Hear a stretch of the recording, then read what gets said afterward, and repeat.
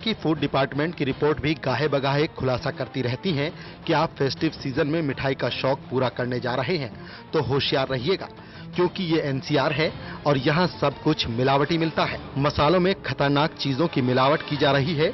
सब्जियों और फलों को जल्द पकाने और उनकी क्वांटिटी बढ़ाने के लिए जहरीले और खतरनाक केमिकल्स का इस्तेमाल हो रहा है। दूध में हो रही मिलावट और मिलावटी दूध में मौजूद यूरिया लोगों की जान जोखिम में डालने वाला है। एनसीआर में दूध के साथ साथ दही, पनीर, वेजिटेबल और खाने पीने का अन्य सब सामान नकली है।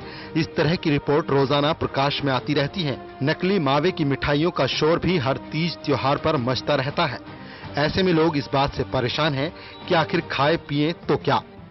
कोल्ड ड्रिंक्स में खतरनाक तत्वों की जानकारी अक्सर मिलती रहती है। पिछले दिनों मैगी की गुणवत्ता पर भी खासा बवाल मचा था। अब हाल ही में ब्रेड को लेकर आई रिपोर्ट ने एक बार फिर आम लोगों को ये सोचने पर मजबूर कर दिया कि हर घर में नाश्ते के वक्त इस्तेमाल होने वाली ब्रेड से अगर कैंसर होने का खतरा है तो वो बच्चों को सुबह के वक्त खाने के लिए दें तो क्या। समय समय पर चलने वाले अभियानों के दौरान नकली कोल्ड ड्रिंक्स, नकली मसाले समेत तमाम नकली खाद्य पदार्थों को बरामद किया जाता रहा है। बावजूद इसके ये कारोबार बंद नहीं हो रहा। हाल ही में ब्रेड को लेकर आई रिपोर्ट की हकीकत क्या है, ये कुछ समय बाद पूरी तरह से साफ होगा। मगर इस मामले ने लोगों को ये सोचने को मजबूर कर दिया कि गुणवत्ता के मामले में ब्रांडेड चीजों में भी अगर खामियां हैं तो वो विश्वास किस प्रोडक्ट पर करें। Special desk, total news. तो हमने आपको रिपोर्ट दिखाई किस तरह से कई तरह के खाद्य पदार्थ जो कि बाजारों में बिकते हैं, चाहे वो कोल्ड ड्रिंक्स हो, चाहे मैगी हुए, चाहे ब्रेड हुए, चाहे बिस्किट्स हुए, वो हम लाते हैं, बड़े चाव से खाते हैं, बच्चों को भी खिलाते हैं। लेकिन कई बार सवाल उठते हैं कि क्या ये वास्तव में पौष्टिक हैं, क्या इन्हें खाया जाना चाहिए या नहीं। और आइए आपको रिपोर्ट दिखाते हैं किस तरह से ब्रेड खाने से किस तरह की आशंका है, किस तरह का बड़ा खतरा हो सकता है आपके अंदर।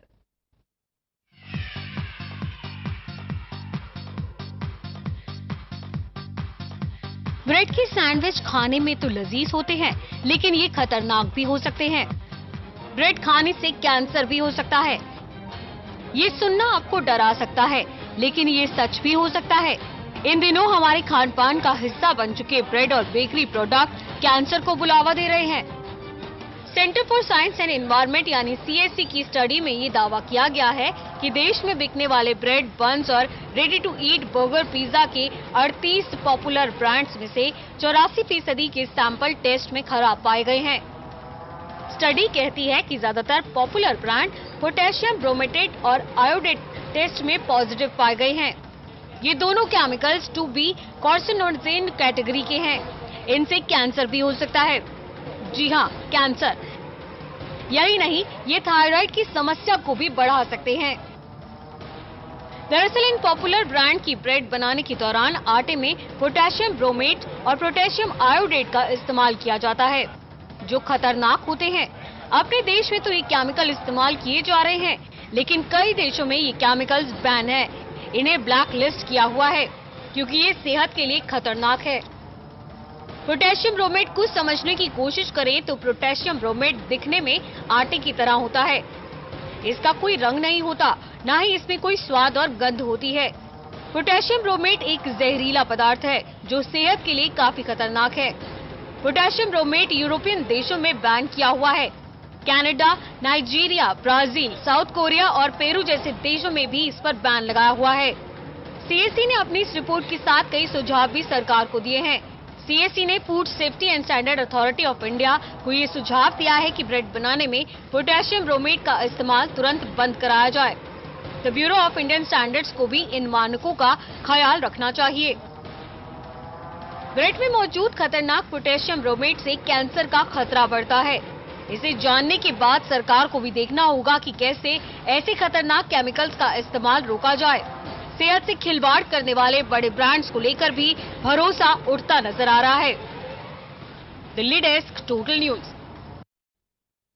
तो CSE रिपोर्ट के आधार पर ब्रेड में कार्सिनोजेनिक पाए जाने के बाद इससे किस तरह के कैंसर हो सकते हैं और कैसे बच्चे बच सकते हैं, आप इस बारे में डॉक्टर संदीप बत्रा से बातचीत की हमारे सहयोगी मनोहर केसरी ने। सीएससी की स्टडी रिपोर्ट में ब्रेड में जो कार्सिनोजेनिक पाया गया है, आखिरकार उससे किस तरह के कैंसर होते हैं, इस बारे में हमारे साथ बातचीत करने के लिए बीएलके सुपर स्पेशलिस्ट के senior medical oncologist doctor Sandeep Batra हैं। इनसे बात करते हैं। बत्रा सर, आपने भी पढ़ा होगा, सीएससी की स्टडी रिपोर्ट आई है, उसमें 2B कार्सिनोजेनिक पाया गया है। ये कितना घातक है और किस तरह के कैंसर हो सकते हैं? देखिए, ऐसा है, जो सीएससी की रिपोर्ट है उसके हिसाब से potassium bromate and potassium iodate दोनों के दोनों कैटेगरी 2B कार्सिनोजेनिक पाए गए हैं। कैटेगरीज का मतलब है, जो कैटेगरी 1, 2, 3 कहते हैं, कितना रिलेशन है, कितना डेफिनेटली कोई भी एजेंट कैंसर कॉज कर सकता है। कैटेगरी 2B है, उसमें पॉसिबिलिटी कैंसर कॉज करने की ज़्यादा रहती है। कैटेगरी 1 में सबसे ज़्यादा रहती है, कैटेगरी 3 में बहुत कम रहती है। तो कैटेगरी 2 एक मॉडरेट रिस्क है। और जो पर्टिकुलरली ब्रेड के अंदर पाया गया पोटेशियम ब्रोमेट, उससे थायराइड के कैंसर्स और किडनी के कैंसर्स, खासतौर पे रोडेंट्स, जो माउस मॉडल्स होते हैं, चूहे के ऊपर एक्सपेरिमेंट किए जाते हैं, उसके अंदर कैंसर डेफिनेटली डेवलप होता है। ह्यूमंस के अंदर अभी तक इसका डायरेक्ट कोरिलेशन नहीं है, बट समझा जाता है कि जो चीज़ें जानवरों में कैंसर कॉज करती हैं, अमूमन वो ह्यूमंस के अंदर भी कैंसर कॉज करती हैं। तो ब्रेड के अंदर इस चीज़ का पाया जाना साइंस को पहले से मालूम है, क्योंकि पिछले 25-30 से भी ज़्यादा सालों से ये जो एलिमेंट है ब्रेड्स के अंदर यूज़ किया जा रहा है to give them a better texture. But होता क्या है, उसका एक लिमिटेड लेवल है, 20 पार्ट्स पर बिलियन तक वो एक्सेप्टेबल है। जब भी उसके लेवल्स उससे ज़्यादा हो जाते हैं, डेफिनेटली वो कैंसर्स क्रिएट कर सकते हैं। तो कुछ देश जैसे यूएस, यूरोप, इवन नाइजीरिया जैसी अंडर डेवलप्ड कंट्रीज़ ने इस पोटेशियम ब्रोमेट को कम्प्लीटली बैन किया हुआ है कि ब्रेड के अंदर ना डालें। तो सर, आपने जिस तरह से बताया थायराइड कैंसर और किडनी का कैंसर, इसके अलावा भी और कैंसर होने की संभावना है? देखिए, खास तौर पे पोटेशियम ब्रोमेट जिसके बारे में सीएससी ने रिपोर्ट दिया है, वो थायराइड कैंसर और किडनी कैंसर के साथ ही रिलेशन है। इसके अलावा आयोडेट का भी उन्हीं के साथ रिलेशन है, थायराइड का कैंसर, क्योंकि आयोडीन थायराइड के लिए चाहिए होता है।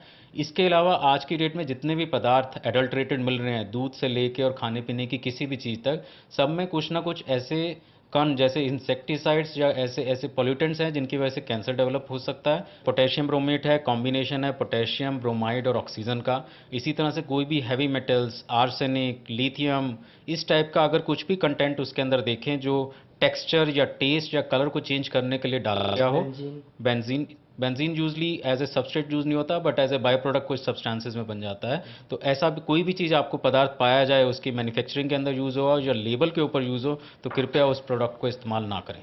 बहुत बहुत धन्यवाद। ये थे बीएलके सुपर स्पेशलिस्ट के senior medical oncologist doctor Sandeep Batra, जिन्होंने साफ तौर से कहा है कि अगर आप कोई भी खाने का सामान खरीदने के लिए जाते हैं, उसमें कंटेंट को ज़रूर देखें कि उसमें क्या इस तरह के कंपाउंड्स मेंशन तो नहीं है जो आपके लिए काफ़ी घातक हो सकता है।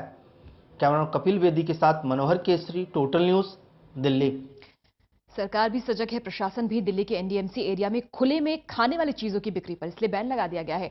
एनडीएमसी के उपाध्यक्ष करण सिंह तंवर के मुताबिक ये पाबंदी 15 अक्टूबर तक प्रभावी रहेगी। एनडीएमसी के इस फैसले पर टोटल न्यूज सहयोगी तरुण कालरा ने NDMC vice chairman Karan Singh Tanwar से खास बातचीत की।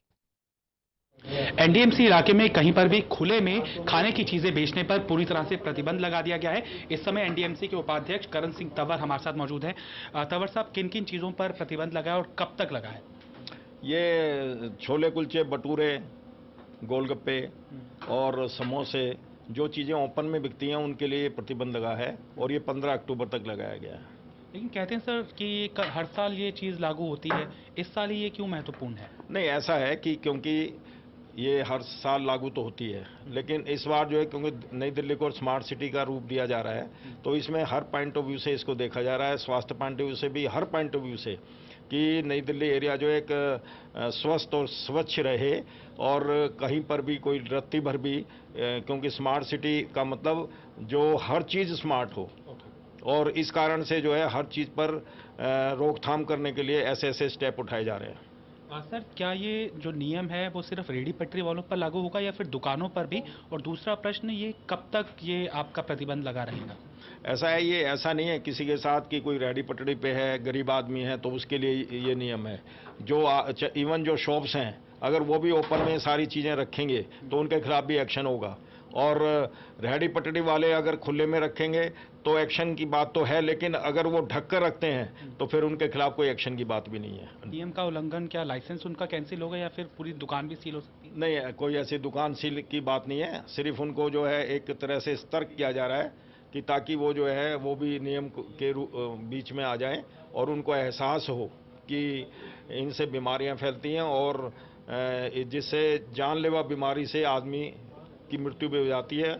इसलिए पहले ही ठोस कदम उठाए जा रहे हैं, जिससे कि सिर्फ उनको एहसास कराने के लिए और उनको जो है एक तरह से जागरूक करने के लिए कि वो जागरूक रहें कि स्वस्थ और स्वच्छ अगर दिल्ली को रखना है, नई दिल्ली एरिया में इस तरह का अगर संदेश देना है तो सारी चीज़ें जो हैं सब अच्छे ढंग से लें ताकि नई दिल्ली जो है स्मार्ट सिटी का रूप में एक अच्छी तरह से विकसित हो। तो जाहिर तौर पर उम्मीद की जानी चाहिए कि एनडीएमसी का जो आदेश है, हालांकि साल दर साल वो लागू होता है, लेकिन इस बार चूंकि स्मार्ट सिटी के अंदर एनडीएमसी का सिलेक्शन हुआ है तो उम्मीद की जानी चाहिए कि जो सरकारी नियम है वो पूरी तरह से रेहड़ी पटरी वालों पर भी नहीं बल्कि दुकानदारों पर भी लागू होंगे। कैमरामैन मनोज सैनी के साथ तरुण कालरा, टोटल न्यूज़, दिल्ली। चलिए, खबरों का सिलसिला लगातार जारी है। एक ब्रेक के लिए रुक रहे हैं, जल्द हाजिर होते हैं।